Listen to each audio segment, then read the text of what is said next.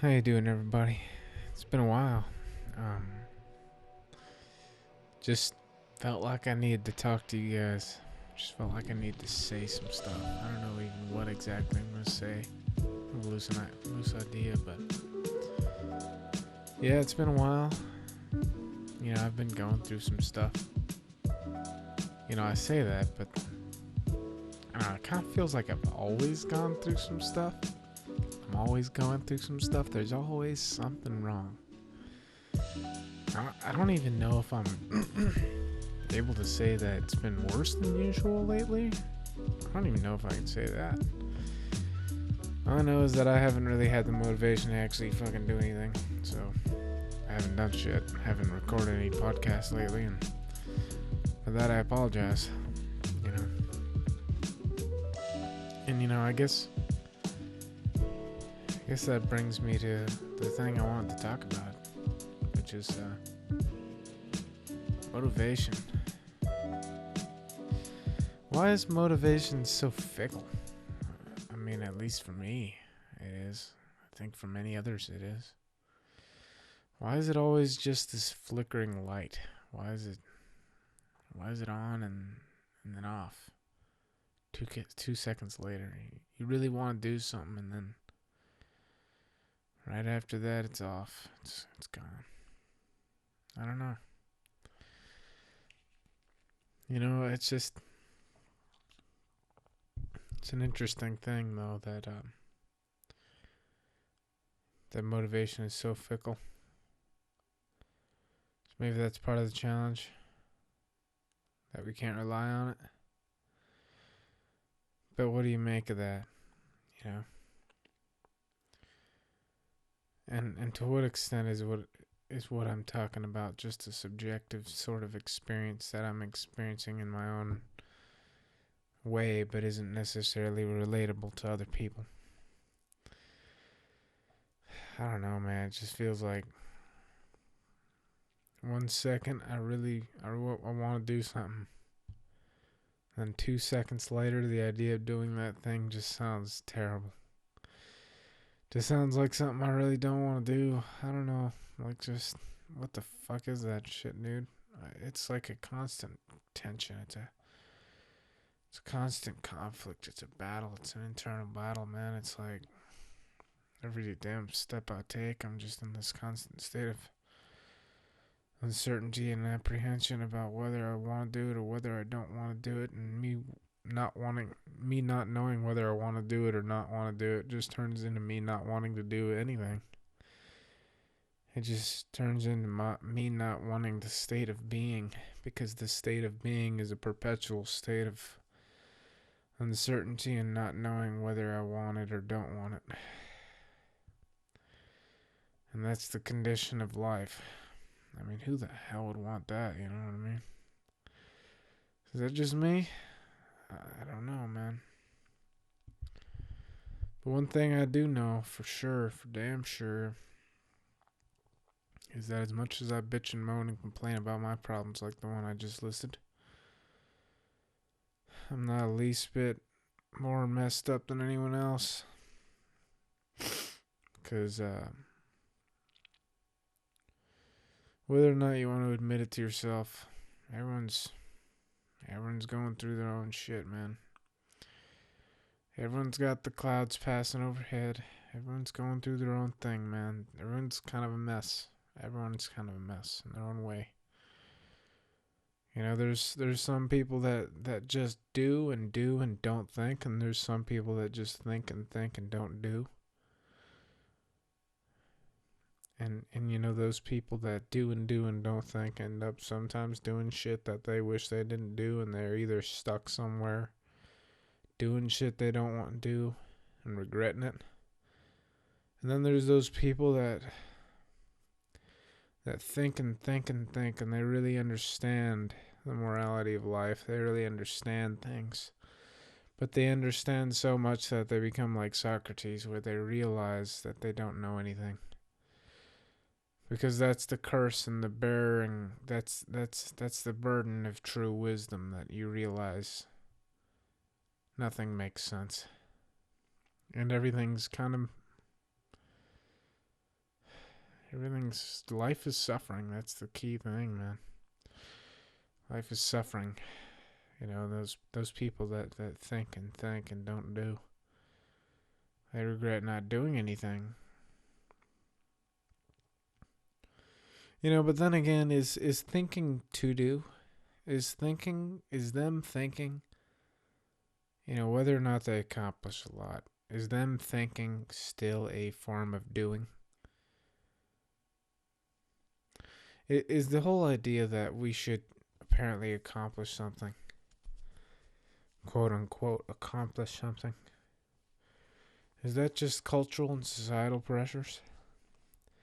Is that just the culture saying you're bad, you're immoral, you're unvirtuous for this reason that doesn't support the constant machinery of this society?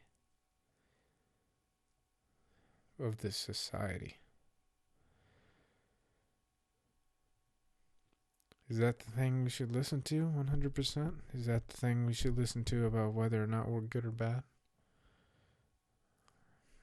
Maybe. Maybe that's the only thing we do have to listen to. Maybe that's the only thing we should follow. Or maybe you should follow your inward self, your nature. Or maybe you should just try your damn best to follow your nature while employing some form of hybridization of the thing that is not your nature. And maybe that's the conflict we all endure. That in order to walk through life, you have to incorporate the part of yourself that is not yourself and make it something that you have to do, while not also and totally abandoning who you are and what you are. And in doing that, you always have to remember and remind yourself what you are and who you are. You can't forget the shit that you are, man. You can't hide from it. You can't change it. You can't try to not be what that is. You are what you are. Whether fucking you like it or not, you're what you are, man. So you might as well like it, man. Might as well like it. Figure that shit out. Who you are. What are your strengths and weaknesses? What are your vices and virtues? Because you all have both of them. There's those fucking people that don't want to acknowledge the fact that they have vices, that they just think they're perfect. And then there's those miserable ass people that just don't want to ever recognize. No matter what, they don't want to recognize the fact that they have virtue. No matter how fucking wrong they are. How apparently clearly wrong they are. How much everyone tells them. They don't want to recognize they have virtue. And in some twisted, weird sense, they might be right. Because what even is fucking virtue anyway? It's the crazy thing, man, because you can think about anything. You can think about anything until it becomes meaninglessness. You can think about any so-called virtue until it becomes vice, until it becomes self-interest, until it becomes nothing more than pride. It's a weird thing about human beings, man, because, and that's one of the more fundamental questions, whether or not there are such things as altruistic acts. I've come to a place where I tend to think that there really aren't. There's no such thing as altruistic acts. People don't do anything really just for the sake of any sort of real selflessness or moral good. They do it because it's their self-interested want. Maybe it's not a want of material possession. Maybe it's some subconscious want of recognition. Maybe it's some want of self-validation. Maybe it's some want of wanting to feel like a good person. You're just wanting to fulfill an appetite of some kind. The appetite to look like or feel like something. But what you're doing is for that appetite. Don't get it confused. You're not doing it for some better good. You're not doing it because you're better than anyone else. But you are. It's always a duality. There's always a block logic and everything.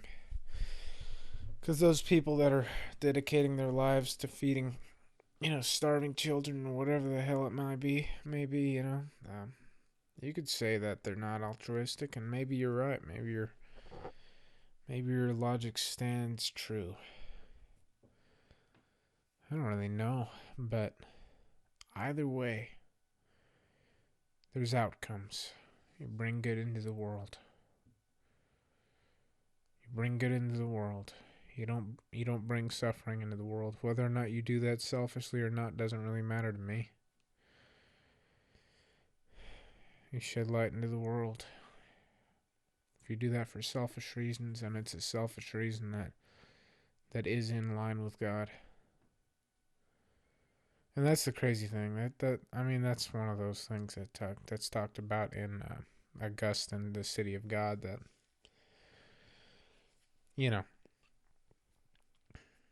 is there any sort of selfishness?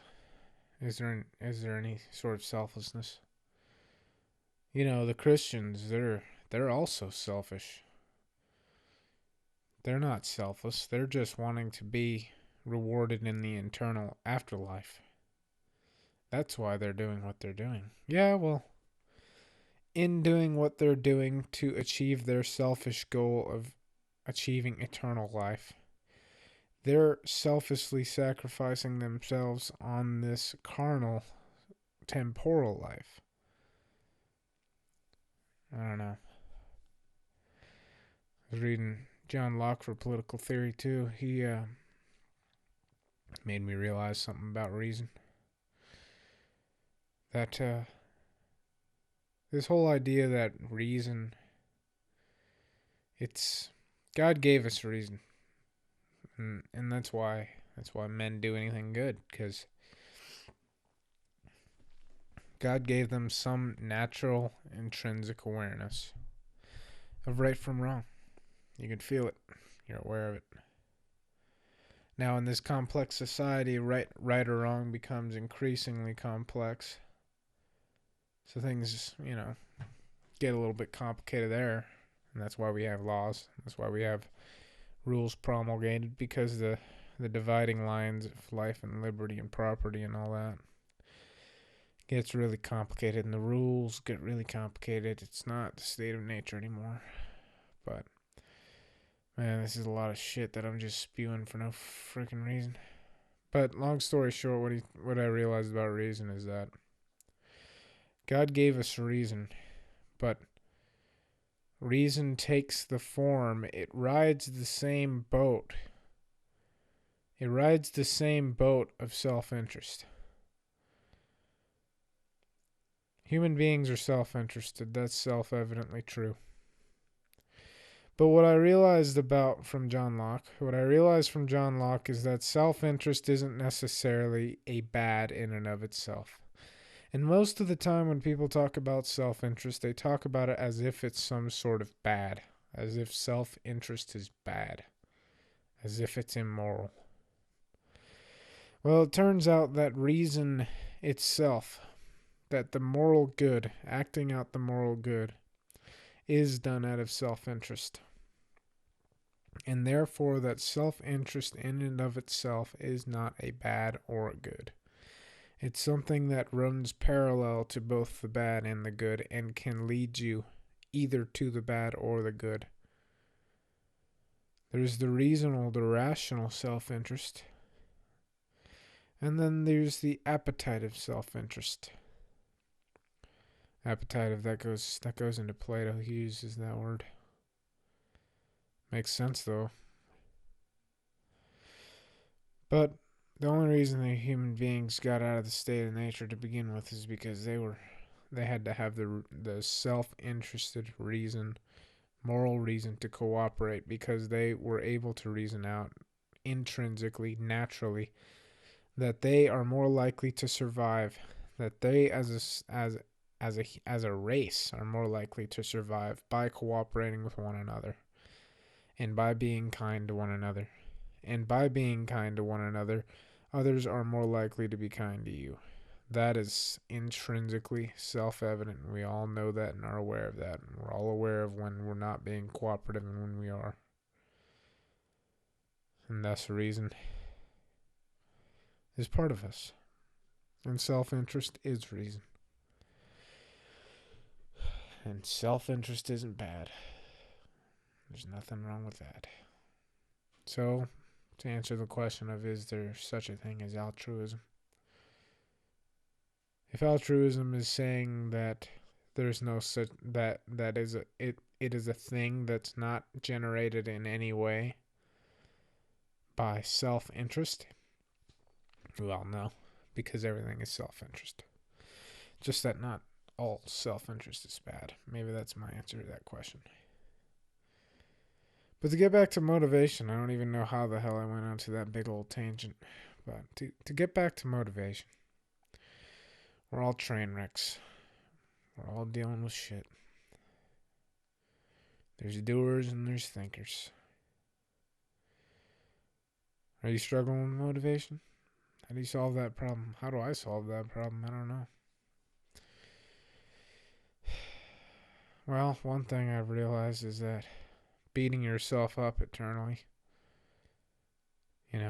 being the voice of the societal, the cultural values, being that oppressive voice to yourself isn't really that helpful. Telling yourself that you're this bad person because you're not working hard enough or not motivated enough, that's not helpful. Because it's not really your fault that you're not motivated. You're not motivated because of some long list of factors that you don't even completely understand. Or maybe you don't. Maybe you do. I don't know. Most people don't. But, that being said, if that's not it, if beating yourself up isn't the solution, what is? Well, it's to find that light. It's to find that part of yourself that really wants to do good. And tell yourself, or ask yourself, do I want to do this thing? Am I motivated to this thing because of what other people see? Or because of what I see within myself? Not because of what I want to be seen as by other people, so that I could feel pride and feel power over them and feel elevated above them, feel superior to them, not because of any of that, but because what do I want to see within myself? Well, I think that is at least 1 millimeter closer to the answer. The intrinsic light.